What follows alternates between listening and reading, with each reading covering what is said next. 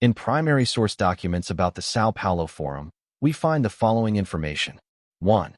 As I have asserted from the beginning, and against the whole army of guesses and evasions, the São Paulo Forum exists and is the strategic coordination of the communist movement in Latin America. See the original document and resolutions of the Third Congress of the PT and the commentary in the Communist Manifesto of the PT. Another original document and speech by the President of the Republic, Luiz Inácio Lula da Silva, at the closing of the governors' meeting of the Northern Mercosur Front, and commentary in Coming Out of the Closet.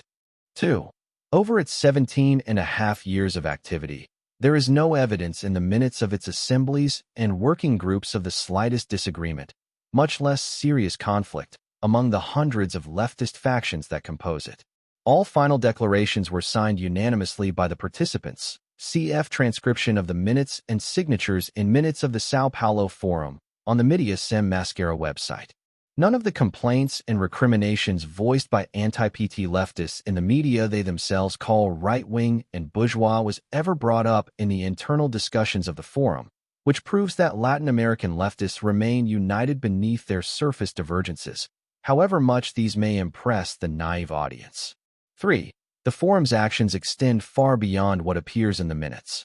According to the explicit confession of the President of the Republic himself, the entity's meetings are occasions for secret conversations that result in strategic decisions of great reach, such as, for example, the international coordination that consolidated Hugo Chávez's power in Venezuela. See the official document and speech by the President of the Republic, Luiz Inácio Lula da Silva, at the political act celebrating the 15 years of the São Paulo Forum, and commentary in Lula, confessed. Defendant. These decisions and their practical implementation imply a strategic and tactical unity even more effective than what transpires in the minutes. 4. According to the FARC, the creation of this coordinating mechanism saved the Latin American communist movement from extinction and was directly responsible for the rise of leftist parties to power in various countries on the continent. 5. The declarations of mutual solidarity signed at the São Paulo Forum between legal parties and criminal organizations. See, for example, the 10th São Paulo Forum, resolution condemning Plan Colombia and supporting the Colombian people, did not remain on paper but translated into political actions in which the legal entities were instantly mobilized to protect and free FARC and mere agents imprisoned by local authorities. I will explain this better with the respective documents in a forthcoming article. In historical research, police investigation, judicial proceedings, political science, or any public discussion that aims to be more serious than electoral propaganda or barroom chatter, the most elementary and unavoidable principle is that primary source documents are the absolute authority, the ultimate criterion for arbitration between hypotheses and opinions. 30 years of unprecedented intellectual decay in the civilized world have made this principle inaccessible and incomprehensible to the minds of opinion makers in this country, especially those whom the media considers most respectable and worthy of being heard.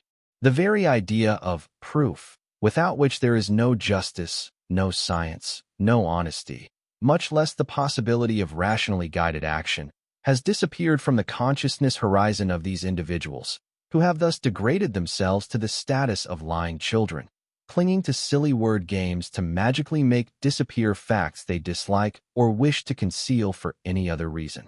I do not say only that they have become dishonest. They have completely abdicated the capacity to distinguish honest from dishonest, right from wrong, true from false. Some did this voluntarily as a sacrifice on the altar of their political beliefs, others out of vain presumption, others out of complacency, others out of mere cowardice. By trusting them, Brazil committed intellectual suicide, becoming a country incapable of accompanying its own present history with that minimum of alert consciousness whose presence distinguishes wakefulness from sleep.